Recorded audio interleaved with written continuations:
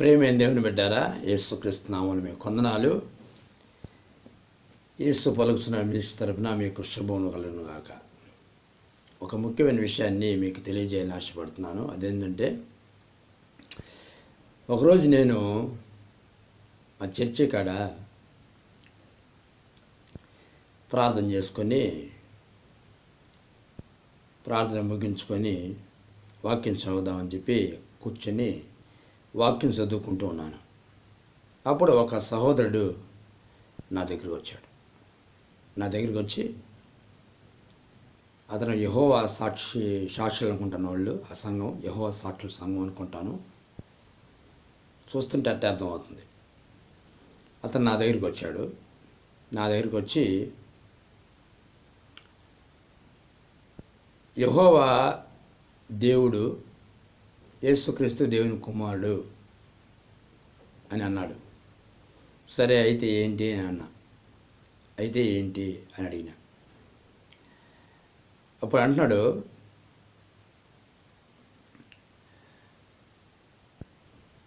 నాకు ఒక చిన్న సందేహం ఉంది. బైబిల్లో లేఖనం ఉంది. లేఖనం అది వృధా కాదు కదా, బైబిల్లో రాసిన ప్రతి లేఖనం కరెక్టే కదా, మరి లేఖనం ఉంది, ఆ లేఖనమునకు అర్థం నాకు చెప్తావా అన్నాడు. చాలా తెలివితో. చెప్తాను, దేవుని కృపను బట్టి చెప్తాను, నాకు తెలిస్తే మరి ఆ లేఖనం ఏంటి చెప్పండి అన్న. అప్పుడు ఒక లేఖనం చూపించాడు. ఏ లేఖనం చూపించాడంటే, ఇప్పుడు నేను చదువుతాను ఆ లేఖనాన్ని.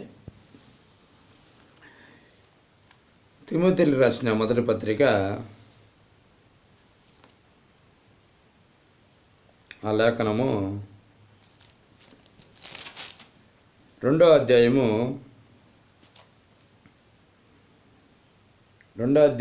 5వ వచనం నేను చదువుతాను.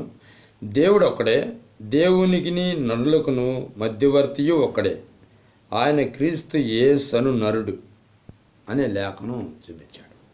ఏమంటే, దేవుడు ఒక్కడే, దేవునికి మానవులకు మధ్యవర్తి ఒక్కడే, ఆయనే యేసుక్రీస్తు అనే నరుడు అని. యేసుక్రీస్తు దేవుని కుమారుడిని పక్కన పెట్టేసి, అది కూడా కాకుండా అతను చెప్తుంది ఏంటంటే, యేసుక్రీస్తు నరుడు అని, ఆయన మనుషులకి దేవునికి మధ్యవర్తిగా వచ్చాడు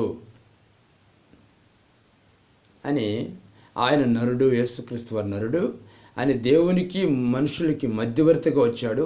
ఇదిగో లేఖనం ఒకటి ఖచ్చితంగా ఉంది, మరి నువ్వు దేవుడు అంటావేంటి అన్నట్టు నన్ను అడిగాడు. అప్పుడు నేను అన్నాను, మధ్యవర్తి నరుడు యేసుక్రీస్తు అంటావు అన్నా. నేనంటాం కదండి, లేఖనం చెప్తున్నా కదా, మీరు విన్నారు కదా అన్నాడు. లేఖనం చెప్పింది కరెక్టే, నేను వినింది కూడా కరెక్టే, మరి ఈ లేఖనాన్ని నువ్వు నమ్ముతున్నావా అన్న. నేను నమ్ముతున్నాను అన్నాడు. మరి నువ్వు నమ్ముతున్నావా అని నన్ను అడిగాడు. నేను కూడా నమ్ముతున్నాను అన్న. మరి నమ్మితే నరుడే కదా అన్నాడు. అంటే మధ్యవర్తి నరుడే నువ్వు అంటావు, మధ్యవర్తి దేవుడు కాదంటావు. సరే, ఆ మధ్యవర్తి దేవుడని లేఖనం నన్ను చూపించమంటావా అన్న. చూపించు. ఆ మధ్యవర్తి దేవుడు అంటే యేసుక్రీస్తు దేవుడు అని నమ్ముతా అని అన్నాడు. అప్పుడు నేను అతనికి బైబిల్ తీసుకున్నాడు. అప్పుడు ఒక లేఖనాన్ని చూపించాను. గలతీయులకు రాసిన పత్రిక 3వ అధ్యాయము 19వ వచనం చదవమన్నా. నేను చదువుతాను, మీరు వినండి. అలాగే ధర్మశాస్త్రం ఎందుకు, ఎవనికి 19వ అధ్యాయం వచ్చిన కాదండి, 20వ వచనం. మధ్యవర్తి ఒకనికి మధ్యవర్తి కాడు, కానీ దేవుడు ఒక్కడే. ఇక్కడే ఉంది, మధ్యవర్తి ఒకనికి మధ్యవర్తి కాడు కానీ దేవుడు ఒక్కడే మధ్యవర్తి అన్నది ఇక్కడ ఉంది. ఆ మధ్యవర్తి ఎవరంట? దేవుడు ఒక్కడే. ఇందాక మధ్యవర్తి నరుడిని నువ్వు చూపించావు, ఇక్కడ మధ్యవర్తి దేవుడు ఒక్కడే. అంటే మధ్యవర్తి దేవుడు ఒక్కడే అంటే ఆ ఒక్కడైన దేవుడు ఎవరు? మధ్యవర్తి అయిన నరుడు అయినా యేసుక్రీస్తు అన్నమాట. అర్థమవుతుంది? అడిగాను అతన్ని. మరి అక్కడ నరుడని ఎందుకుంది అని అడిగాడు. దేవుడు అని రాయబడింది, అక్కడ నరుడని ఎందుకుంది? ఎందుకుందంటే నరుడుగా ఈ లోకానికి వచ్చాడు కాబట్టి, మనుషుడిగా ఈ లోకానికి వచ్చాడు కాబట్టి, మానవరాలైన మరియమ్మ కడుపున ఒక మానవ యువతి కడుపున జన్మించాడు గనుక, మానవుడుగా వచ్చాడు గనుక నరుడుగా మధ్యవర్తిగా ఎంచబడ్డాడు. కానీ వచ్చింది నరుడు కాదు, దేవుడు.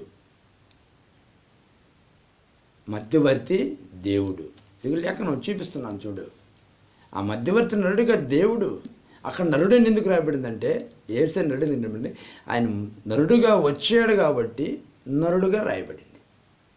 కానీ నరుడు కాదు ఆయన. అక్కడ యేసోపు కుమారుడుగా ఎంచబడినంది. యేసోపు కుమారుడు కాదు, ఎంచబడ్డాడు.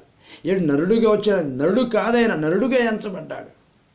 అందుకే యెషయా గ్రంథం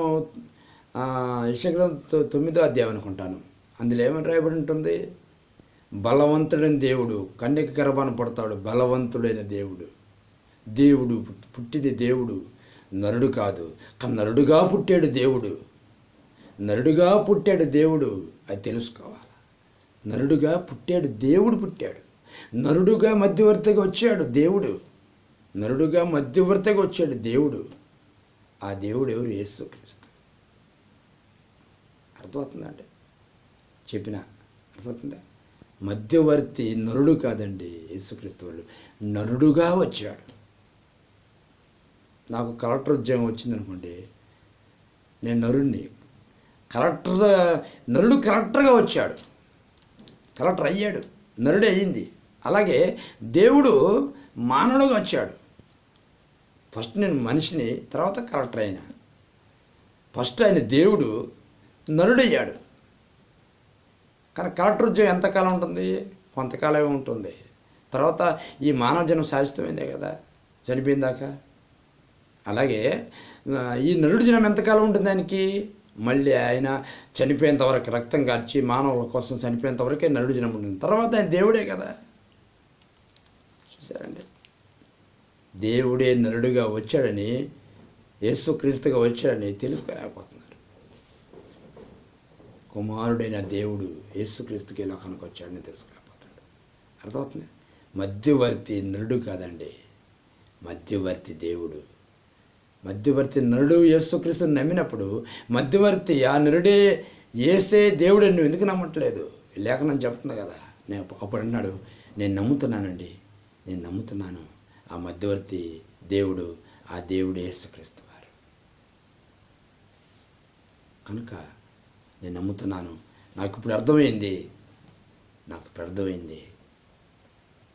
యేసుక్రీస్తే దేవుడని, మధ్యవర్తి ఆయనేనని ఈ లేఖనం ద్వారా చాలామంది అర్థం చేసుకోవాలా. అట్లాగా అతనికి అర్థం కానట్టు చాలామందికి అర్థం కావట్లేదు. యేసుక్రీస్తు దేవుడని, ఆయనే మధ్యవర్తిగా నరుడు రూపంలో ఈ లోకానికి వచ్చాడని అర్థం కావట్లేదు. ఈ లేఖనం చూసైనా అర్థం చేసుకోమని మనం చేస్తున్నాను. ప్రియమైన వాళ్ళారా, యేసుక్రీస్తు పక్కా దేవుడైన, పరిపూర్ణమైన దేవుడు. ఈ సత్యాన్ని మీరు తెలుసుకోవాలని నేను మనం చేస్తున్నాను. దేవుడు కాదు అనేవాళ్ళు ఈ లేఖనం పట్టుకొని యెహోవా సాక్షులు కావచ్చు, యేసుక్రీస్తు దేవుని కుమారుడు అనేవాళ్ళు కావచ్చు. యేసుక్రీస్తు దేవుని కుమారుడు కాదని నేను చెప్పట్లేదు. ఈ లోకంలో ఉన్నంతకాలం, నరుడుగా ఉన్నంతకాలం ఆయన యేసుక్రీస్తు దేవుని కుమారుడుగా ఉన్నాడు. తర్వాత ఏమైంది? దేవుడైనాడండి, దేవుడైనాడు. ఒక్క చిన్న మాట చెప్తాను, గమనించండి, బాగా ఆలోచించండి. చిన్న మాట చెప్తాను, బాగా ఆలోచించండి. పక్షికి పుట్టింది పక్షి, మనిషి కాదుగా. జంతువుకు పుట్టింది జంతువు, పక్షి కాదుగా. అర్థం చేసుకోండి. అలాగే మనిషికి పుట్టింది మనిషే, దేవుడు కాదుగా. మరి దేవుడు పుట్టిన దేవుడే, మనిషి కాదుగా. అర్థం చేసుకోండి. కుక్కకు పుట్టింది కుక్క అయినప్పుడు, మొక్కకు పుట్టింది మొక్క అయినప్పుడు, జంతువుకు పుట్టింది జంతువు అయినప్పుడు, పక్షికి పుట్టింది పక్షి అయినప్పుడు, మనిషికి పుట్టింది మనిషి అయినప్పుడు, దేవుడు పుట్టింది దేవుడు ఎందుకు కాడు? అర్థం చేసుకోండి. ఎందుకు కాడు? కనుక ప్రియమైన సహోదరులారా, సహోదరీలారా, గమనించండి. యేసుక్రీస్తు పరిపూర్ణమైన దేవుడైన ముస్లింలు కూడా, హిందువులు కూడా, నామమత క్రైస్తవులు కూడా, పాస్టర్లు కూడా తెలుసుకోవాల్సిన సత్యం ఇది. యేసుక్రీస్తు దేవుడు. ఇంతకుముందు దేవుడు అని ఒక క్యాసెట్ పెట్టాను, ఒక వీడియో పెట్టాను. అది వేరే, అది మీరు చూసుంటారు, పెట్టారు. ఇది ఇతను అడిగే లేఖనానికి జవాబు నేను చెప్తున్నాను. యేసుక్రీస్తు నిత్యమైన దేవుడు, ఆయన నిత్యమైన దేవుడు. తెలుసుకోండి, సత్యం తెలుసుకోండి. అర్థమవుతుందా? అతను నన్ను అడగకపోతే అతని డౌట్ అలాగే ఉండేది. కనుక మీ డౌట్ ఏదైనా ఉంటే నన్ను అడగండి, నేను తప్పకుండా చెప్తాను. నా ప్రతి వీడియోలో కూడా నేను మీకు నెంబర్ ఇస్తూనే ఉండాలి. నేను కోపడను. మీరు ఒకవేళ వ్యతిరేకంగా అడిగినా నేను కోపడను. ఒకవేళ నాకు మీరు అడిగిన వెంటనే అది తెలియకపోతే, బ్రదర్ నేను మళ్ళీ మీ నెంబర్ నాకు ఇవ్వండి, నేను కాల్ చేస్తాను అని చెప్పి లేఖనాలు చూసి పరిశీలించి మళ్ళీ దానికి జవాబు తప్పకుండా మీకు చెప్తాను. కనుక తెలుసుకోండి. అర్థమైందా? ప్రార్థన చేసుకుందాం. పరిశుద్ధుడా, మధ్యవర్తి నరుడు కాదు నాయన, నరుడుగా వచ్చిన దేవుడని తెలుసుకునే కృపను ప్రతి ఒక్కరు దయచేయమని యేసు నామములో నాను తండ్రి. ఆమేన్.